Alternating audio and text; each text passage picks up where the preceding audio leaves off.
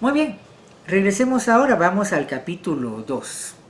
El título de ese capítulo es muy importante, problemas epistemológicos. Epistemología como la ciencia que estudia el significado, qué significa, qué es lo que estamos hablando. Muy bien, tenemos varias subdivisiones en ese capítulo. Tenemos 11 subdivisiones en dicho capítulo. La número 1 habla de praxeología e historia, dos ramas de la acción humana. Historia recoge y ordena sistemáticamente todos los datos de la experiencia concerniente a la acción humana, ¿sí? Incluyendo historia económica. Hay historia general, particular, la historia sobre hechos pasados. No existe experiencia sobre el futuro. Y la praxeología no es una ciencia histórica, sino teoría sistemática, el objetivo de la acción humana en los actos concretos. ¿Qué estamos haciendo? Praxis. ¿Cuál es nuestra práctica? ¿Por qué hacemos lo que hacemos? ¿Por qué tomamos esas decisiones?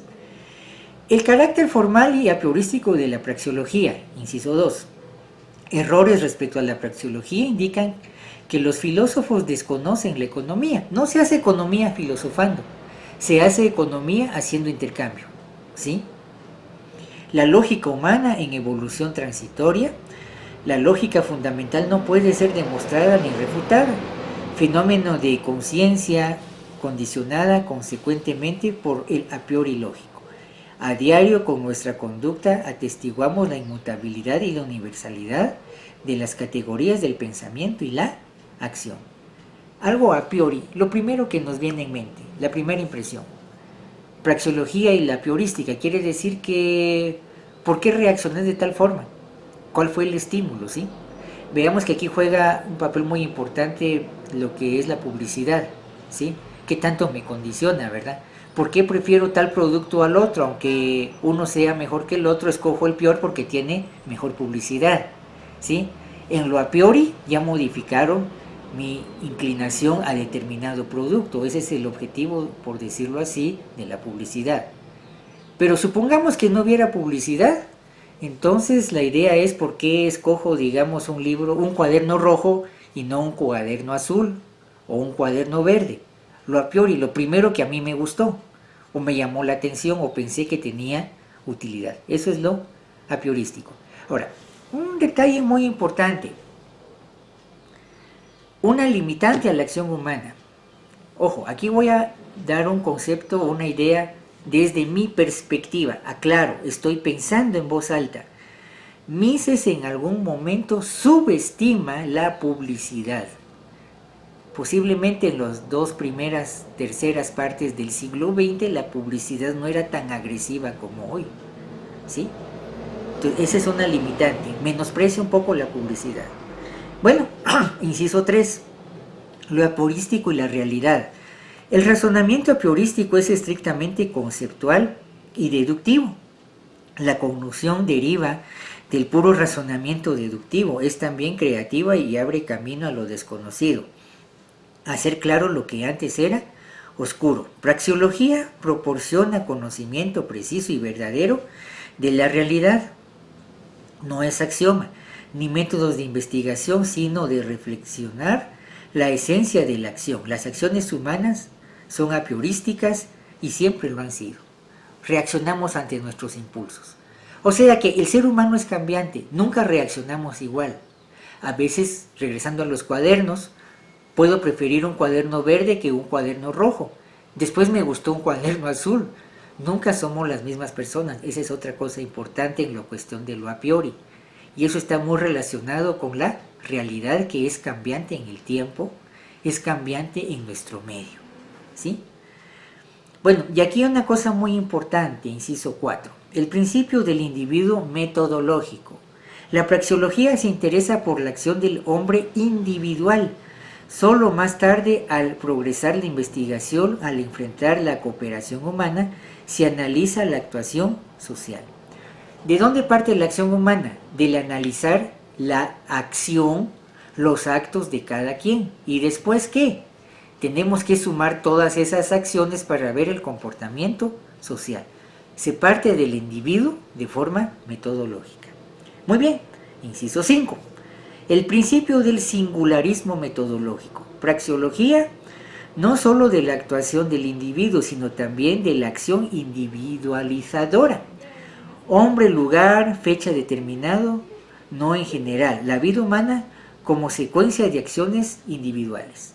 Principio del singularismo, o sea, hay que ver cada acción en determinada fecha, en determinado lugar, porque eso es un condicionante de cómo se reacciona. Inciso 6. El aspecto individualizado y cambiante de la acción humana. El contenido de la acción humana, los fines, los que aspiran a los medios elegidos y utilizados para alcanzarlos, depende de las particulares condiciones de cada uno. El hombre común no se ocupa de los grandes problemas. Prefiere ampararse en la opinión general y procede como la gente común y corriente, una oveja más en el rebaño. ¿Sí? Ese detalle es importante. No somos siempre los mismos. A veces preferimos el anonimato. Preferimos ser un hombre común y corriente. ¿Sí? Ese detalle es muy, muy importante. ¿Sí? Fíjense que aquí a veces de broma, a veces yo cito, si han leído a los autores nacionales, alguien como Tito Monterroso, los cuentos cortos. ¿Sí? Un cuento ahí muy importante es La oveja negra. Mire, se lo voy a parafrasear para que usted lo analice. Dice, en un lejano país de ovejas blancas nació una oveja negra. Esta fue pasada por las armas. 100 años después, las ovejas comunes y corrientes, agobiadas por el recuerdo y el remordimiento, le levantaron un monumento en la plaza pública que quedó muy bien.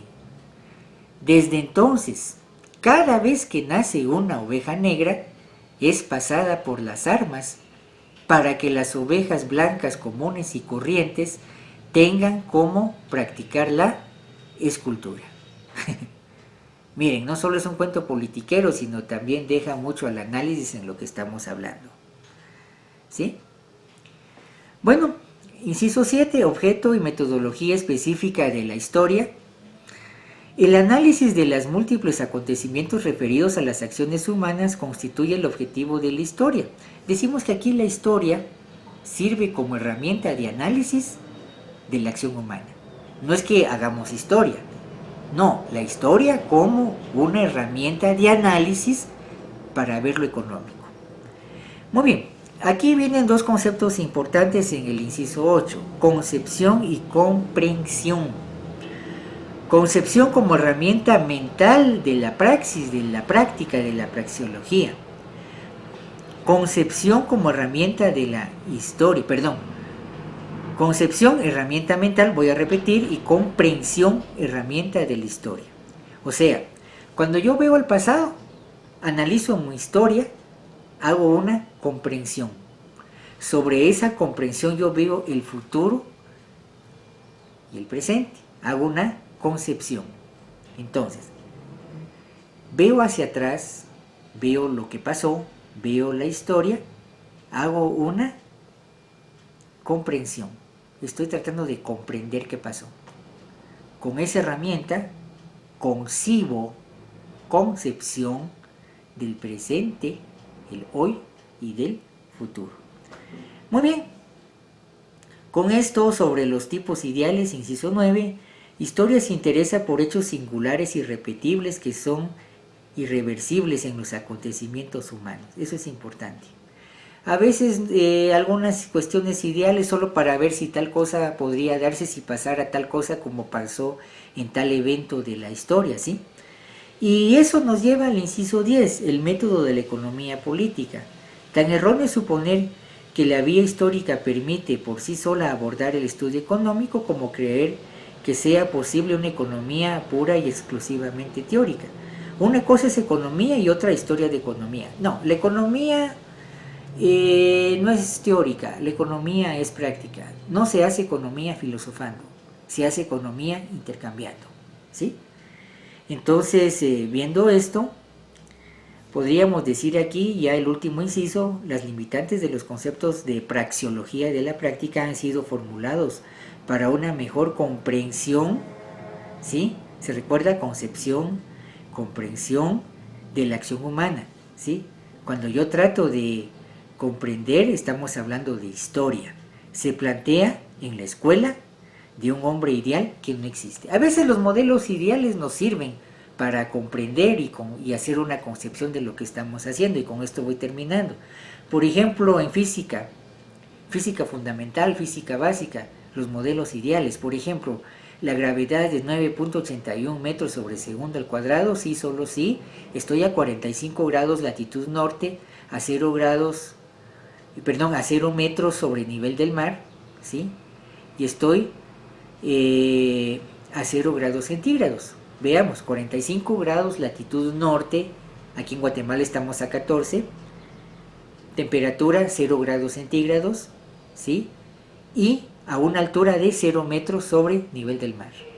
Recapitulando, no siempre eso se puede, pero si se dan esas condiciones, esas tres, por ejemplo, puedo decir que la gravedad es de 9.81 metros sobre segundo al cuadrado. Y además, la presión atmosférica, una atmósfera, 760 milímetros de mercurio. Modelos ideales no existen, pero nos ayudan a conceptualizar, a concebir lo que estamos analizando. Muy bien, entonces aquí dejamos este capítulo 2, uno de los más importantes, que nos da la epistemología, lo que es el hacer en la acción humana. Muy bien, con permiso y muchas gracias.